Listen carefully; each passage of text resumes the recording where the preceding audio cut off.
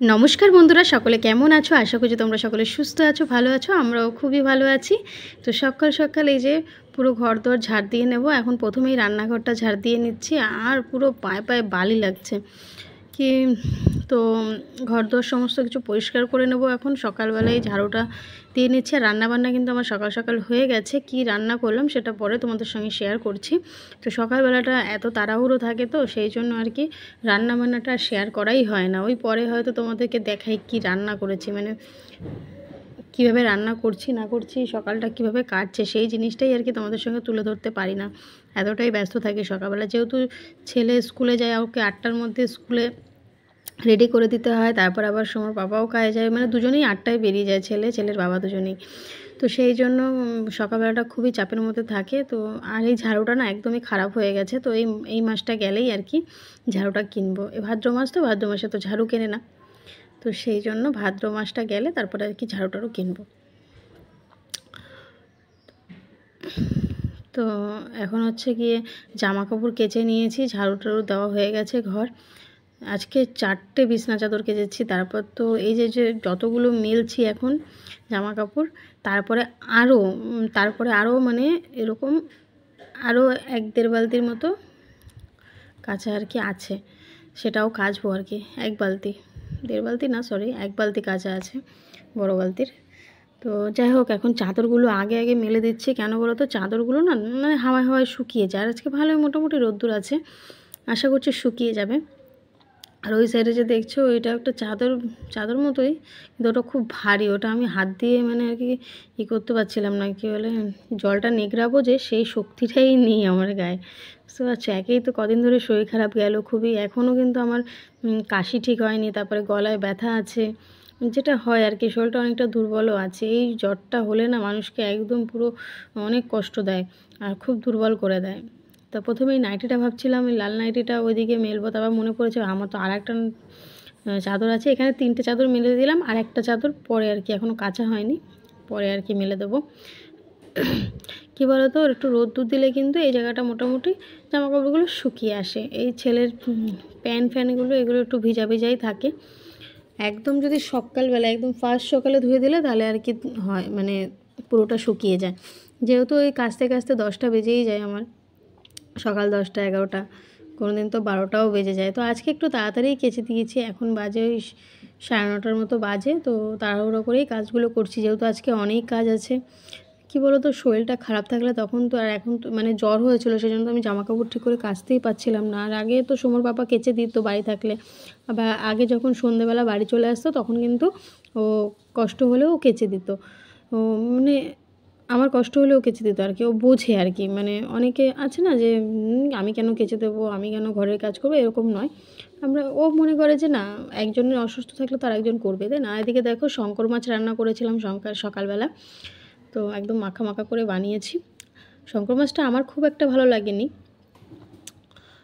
মানে যেরকম আর কি কলকাতায় বসে খাই সেরকম অতটা লাগেনি আর কি। আর আমি শঙ্কর মাছ খেতে কিন্তু ভীষণ পছন্দ করি। তো জামা কাপড় কেচে ওদিকে তো মেলে দিয়ে আসলাম, এখন লেগে পড়লাম রান্নাঘরটা পরিষ্কার করে নেবো তাড়াতাড়ি করে। যত তাড়াহুড়ো করে করছি কেন বলো তো, সকালবেলাটা তো আমার এই ফোনে একটুও সময় দিতে পারি না। যেহেতু ফেসবুকেও কাজ করি, ইনস্টাতে কাজ করি, একটু সময় দিতে হয়। শুধু তো ইউটিউবে কাজ করি না, ফেসবুক ইনস্টা দুটোতেই কাজ করি। তবে খুব একটা সময় দিতে পারি না, সকালবেলাটা খুব চাপে থাকে। তাই ভাবি যত তাড়াতাড়ি কাজ করব তত তাড়াতাড়ি একটুখানি সময় দিতে পারবো।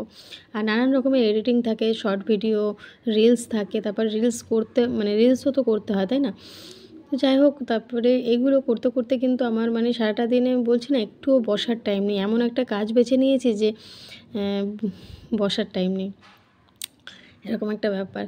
তো কিছু তো করার নেই না, কাজ ভালোবেসে করলে সব কাজই আর কি অনেক সুন্দরভাবে করা যায়। তো ভালোবেসে করি, ওই জন্য খুব একটা কষ্টও হয় না। তবে কী বলো তো, মাঝে মাঝে যখন শরীরটা খারাপ হয়ে পড়ে তখন একটু কষ্ট হয়। আর চোখে ভীষণ চাপ পড়ে। চোখটা তো মানে মাথা যন্ত্রণা, আজকাল ফোনের দিকে তাকালেও মনে হয় যেন আমার মাথা যন্ত্রণা উঠে যায়, মানে এরকম অবস্থা হয়েছে চোখের, বুঝতে পারলে। তো এদিকে আর আমার ঘরটায় কী বলো তো, চারিদিক দিয়ে আলো আসে, তারপরেও যখন ভিডিও করি লাইটগুলো না জ্বালালে কেন জানি না কেমন একটা আসে। যেহেতু খুব একটা দামি ফোন দিয়ে তো আর ভিডিওগুলো করি না, সেই জন্য হয়তো আশা করছি আস্তে আস্তে ভালো একটা ফোন কিনবো। তবে এই ফোনটা আমার কাছে খুব লাকি। এই ফোনটা কিন্তু আমি কিনেইছিলাম ভিডিও করার জন্য। আগের যে ফোনটা ছিল সেদিন সেই ফোনটা আমি প্রথম যে আন্দামানে নিয়ে এসেছিলাম যে ফোনটা, সেই দিনই ভেঙে গেছিলো। আমি যেদিন আন্দামানে এসেছি সেই দিনই আমার ফোন ভেঙে গেছিলো। তারপরে কিন্তু অনেক দিন আমি ফোন ছাড়াই ছিলাম, যেহেতু তখন প্রেগনেন্ট ছিলাম। অতটা মার ফোন ছিল, বোনের ফোন ছিল, তো ওইগুলো দিয়ে আমার চলে যেত। আর বর কাজে গেলে মানে তখন ওইটা দিয়ে আমার হয়ে যেত আর কি। আর বর যখন বাড়ি আসতো তখন তো ওর ফোন নিয়ে একটু ঘাটাঘাটি করতাম। আর বিশ্বাস করে আমি যখন প্রেগনেন্ট ছিলাম আমি খুব একটা কারোর সাথে কথা বলতে পছন্দ করতাম না, মানে হাসতে ভালো লাগতো না। এক একজনের এক এক রকমের হয় না, তো আমার সেরকমই হতো। আমার চুপ করে থাকতে ভালো লাগতো, মানে একদম চুপচাপ, কারোর সাথে কথা বলতে মন চাইতো না। কেন জানি না, আমি কিন্তু এরকম নই, কিন্তু ওই সময়টা আমার এরকম হয়েছে। পরে বুঝতে পেরেছি যে এরকম হয় হয়তো, তারপর আবার ঠিক হয়ে গেছিলো।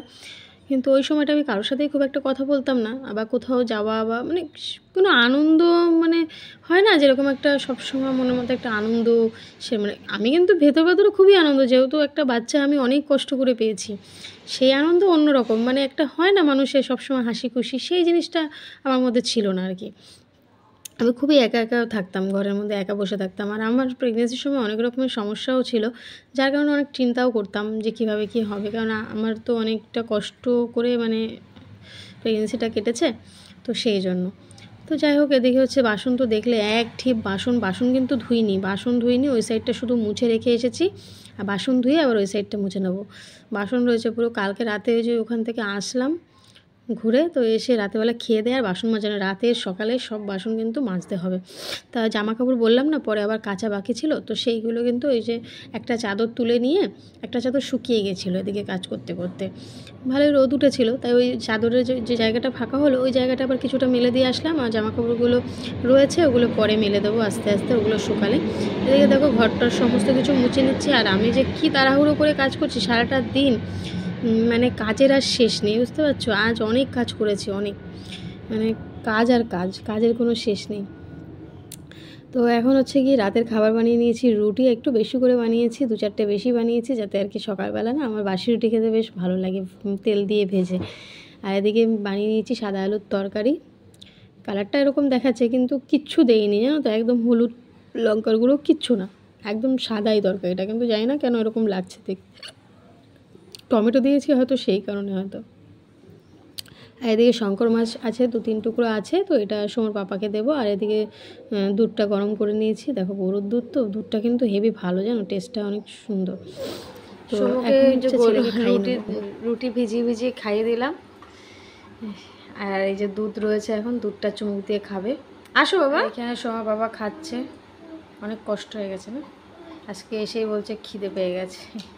আর এখন বাজে 10টা বাজতে যায় না, 10টা বাজে নাই, 5 মিনিট মতো বাকি আছে। কেমন হয়েছে? ভালো হয়েছে, সাদা আলুর তরকারি। আচ্ছা, শঙ্কর মাছটা কেমন খেয়েছিল?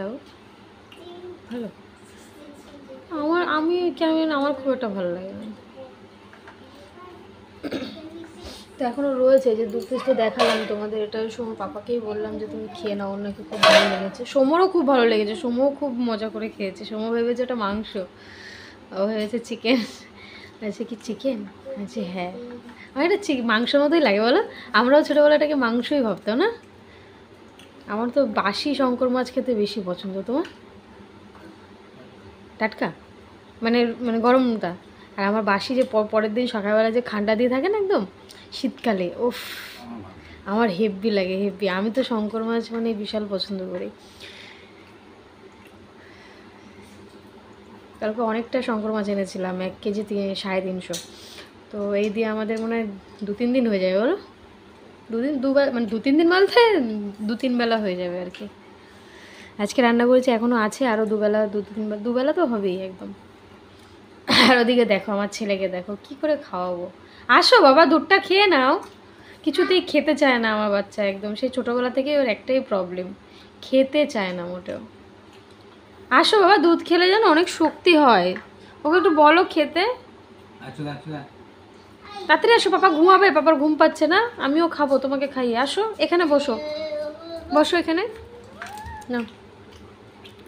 ওকে যে কত বলে বলে খাওয়াতে হয়। কি হলো? ও যাচ্ছে না, দাঁড়াও।